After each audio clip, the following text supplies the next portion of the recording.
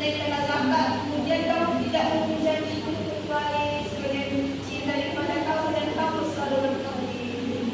Nah, dari penjelasan ayat tadi ada suatu bentuk-bentuk empati yang bisa kita dapatkan dalam kehidupan kita. Yang pertama, kita peka terhadap perasaan orang lain. Yang kedua, kita membayangkan seandainya aku adalah dia. Lalu berlatih mengorbankan diri sendiri dan membahagiakan orang lain. Lalu kita membahas bab yang kedua tentang berempati juga, tapi ini kepada kedua orang tua kita. Jadi orang tua kita itu merupakan jasa orang tua kepada anak. Jasa kepada orang tua kepada anak, siapa yang tahu di sini? Apa itu jasa orang tua kepada anak? Orang tua ibu mengandung dengan susah payah, melahirkan dengan memperhatikan dengan mempertaruhkan nyawa. Lalu ibu menyusui selama 9 bulan. Lalu ibu dan ayah memelihara kita. Lalu umi dan abi bekerja keras dan memenuhi keperluan keluarga. Lalu mama dan papa memberikan bekal pendidikan. Lalu mak dan bapak memberikan kasih sayang yang ikhlas kepadanya tanpa batasan. Nah, itu yang termasuk dengan jasa orang tua, ya. Lalu siapa yang tahu cara berbakti kepada orang tua? Saya Ibu. Silakan. Kamu dulu. Cara berbakti pertama, melakukan kedua orang tua dan teman-teman sama dulu. Satu. Ayo, silakan. Benar.